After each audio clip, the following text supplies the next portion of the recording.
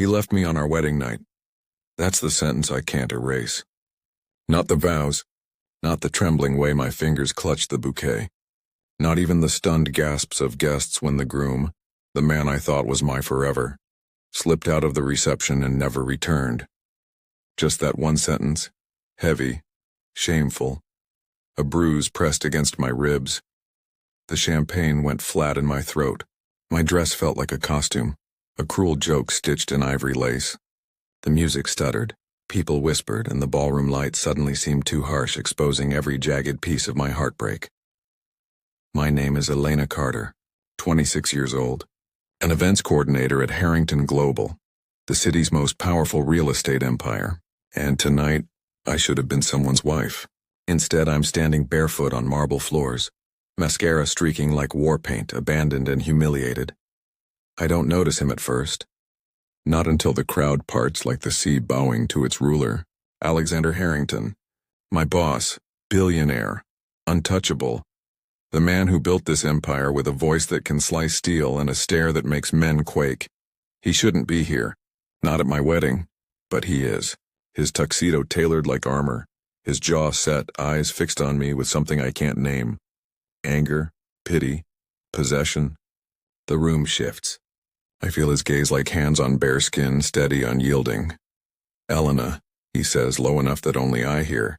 I flinch, my throat is dry. Mr. Harrington. Alexander, he corrects, and my stomach tightens at the sound. I should hate the way he looks at me. Too intense, too knowing. But there's an anchor in his presence, a strange, unwelcome relief. Like the ground won't open beneath me while he's watching. Then, with a flick of his hand, he dismisses the whispers, the cameras, the guests feeding off my ruin. He steps closer. My pulse stumbles. You're coming with me, he says, not a question, not a request. I can't, this is my wedding. My voice cracks on the word because it's a lie now. Your wedding is over. His tone cuts, but his eyes soften for half a second, just long enough for me to see the man behind the empire. Before I can protest, his hand finds my wrist, firm, warm. A command disguised as comfort, and I let him lead me away, through gold doors, past glittering chandeliers, into the night air that tastes like rain and gasoline. The limo door shuts behind me. Silence wraps around us, heavy and intimate. I'm trapped in a leather cocoon with a man who terrifies the world, and for some reason I can finally breathe. Why are you doing this? I whisper, staring at my trembling hands. His gaze doesn't waver. Because no one walks away from you like that. Something in me cracks.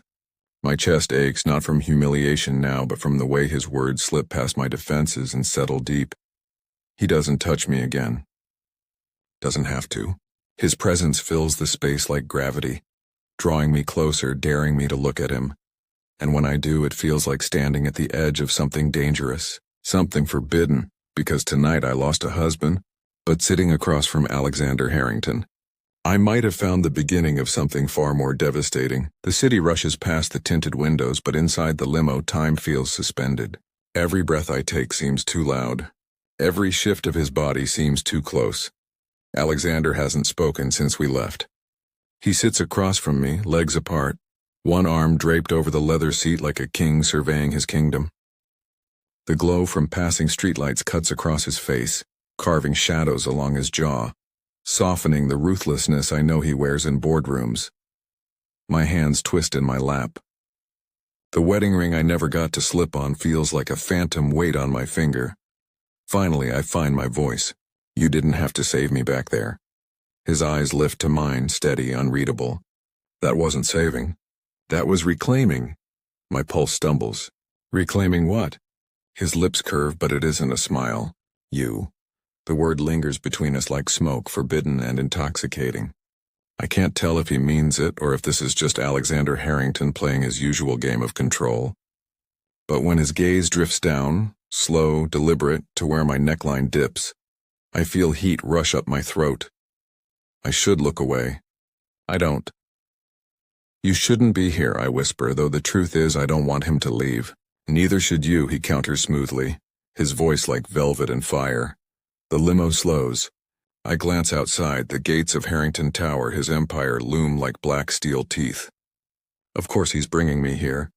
Nowhere else would dare hold me. Inside, the marble lobby glitters under chandeliers empty at this hour. His hand brushes the small of my back as he leads me to the private elevator.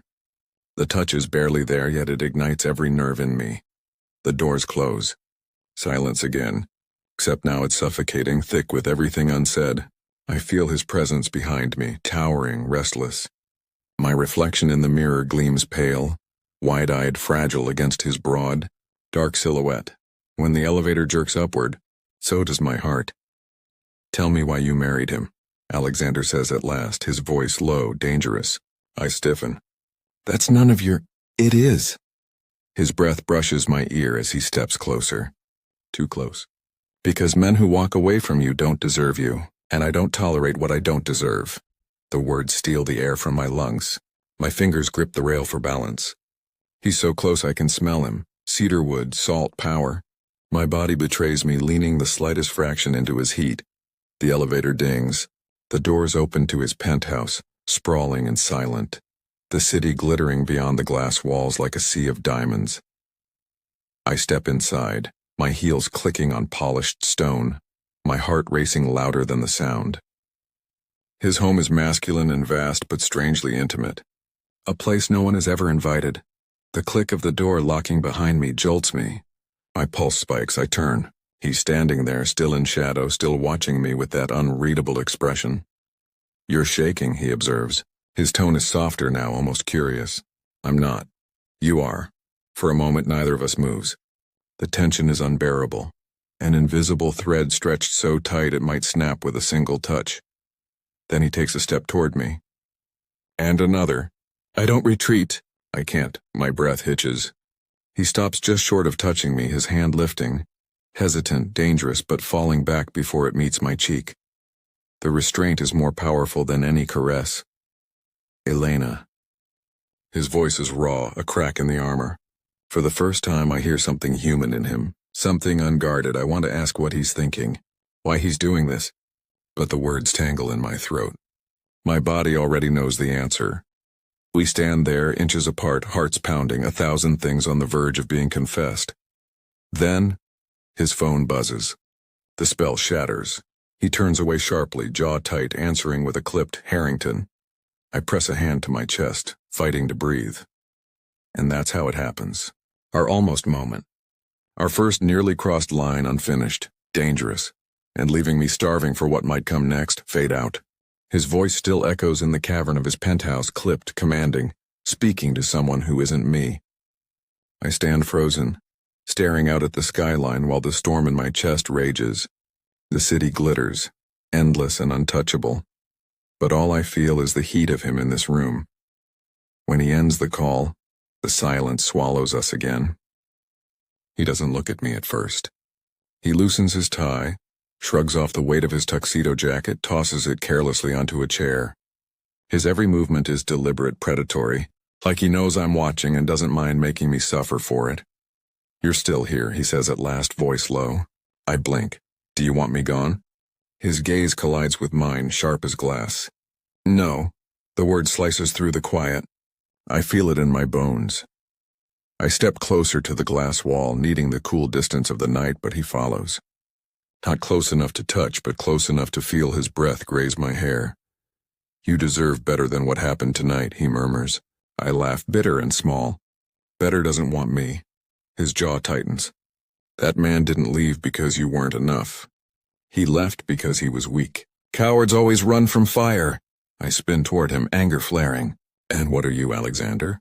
A man who thinks he can own everything he sees. The space between us ignites. He doesn't move back. His eyes burn into mine, dark, relentless. "I don't think I can own everything," he says quietly. "But I know when something is mine." My breath stutters. "I'm not yours." His lips curve, dangerous and soft all at once. "Aren't you?" The words unravel me. I should argue, scream, but I don't. Because something in me has been waiting for this. For him, long before tonight. I don't realize I'm trembling until his hand finally lifts, no longer hesitating. His fingers brush my cheek, tentative but searing, like he's daring me to flinch. I don't. Instead, I lean into it. Just slightly. Enough to betray myself. Elena, he whispers, my name a vow on his tongue. I close my eyes.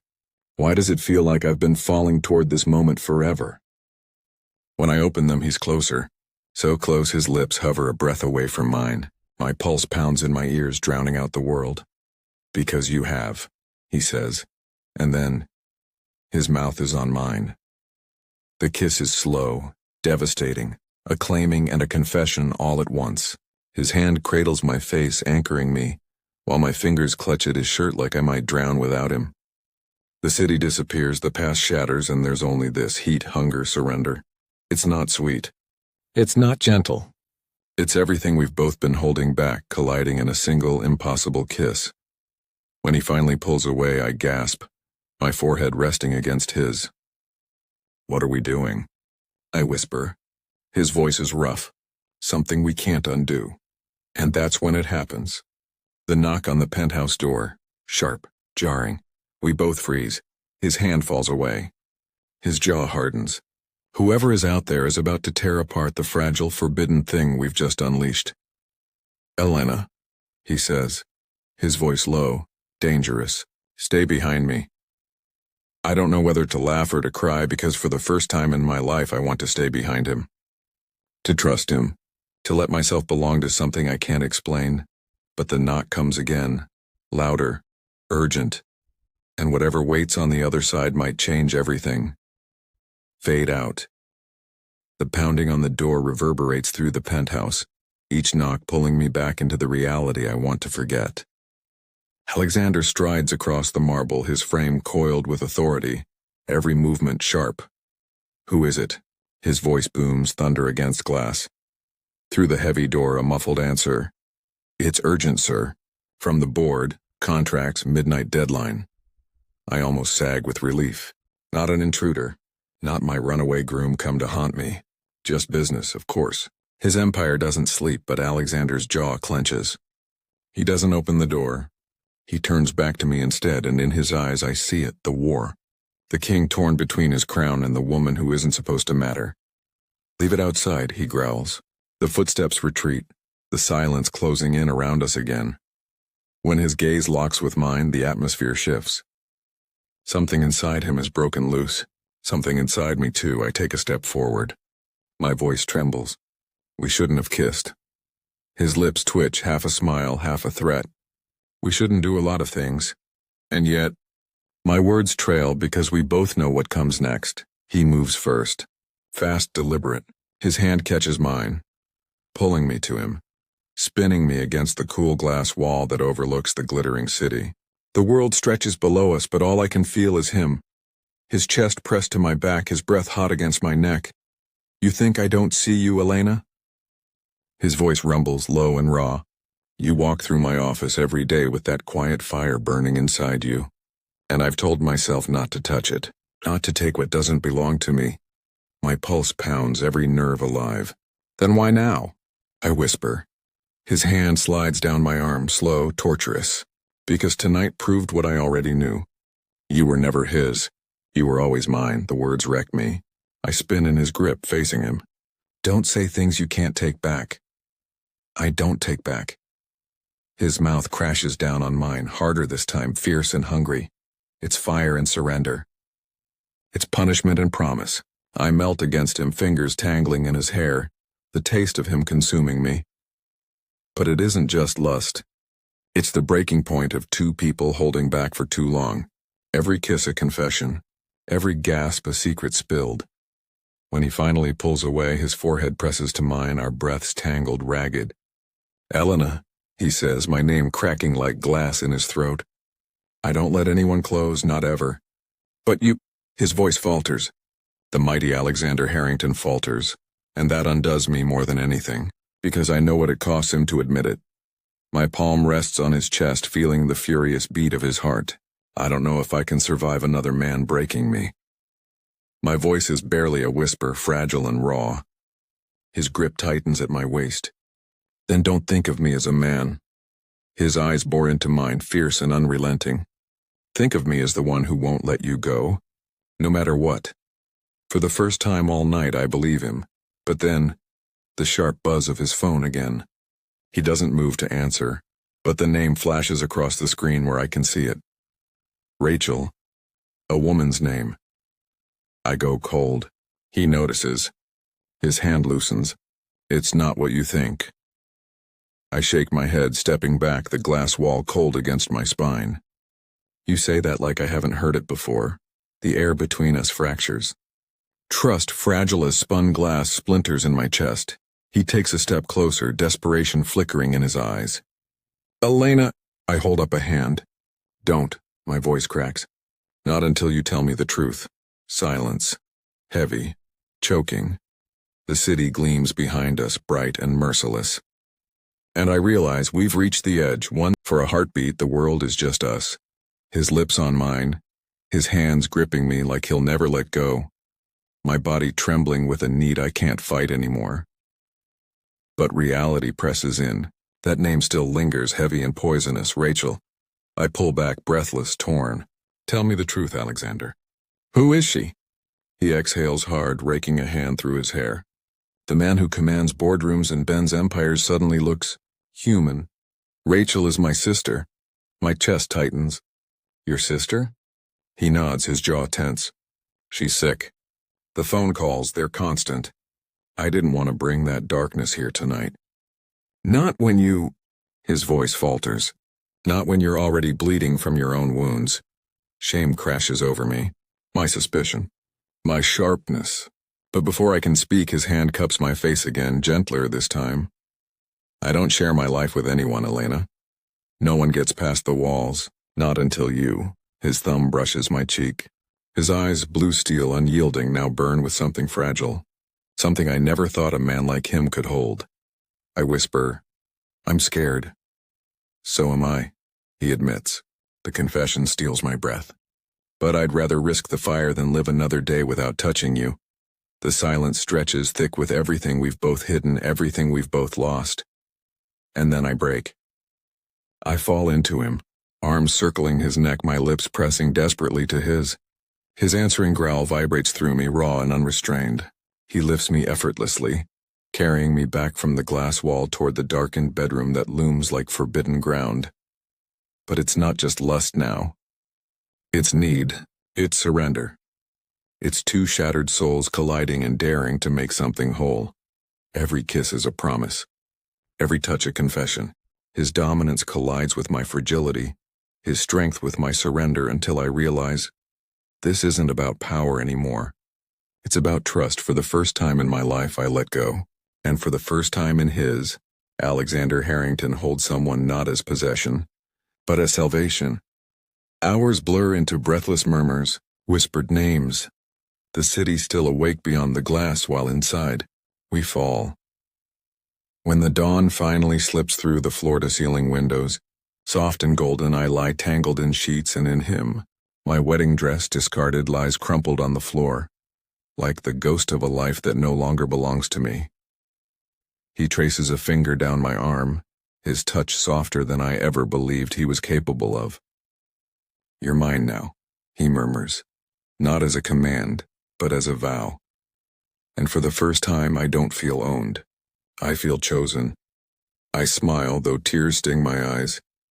Then don't leave. His gaze holds mine, steady and unshakable. Never. And just like that, the man who was once my untouchable billionaire boss becomes the only thing I've ever truly wanted. The one who caught me when the world let me fall.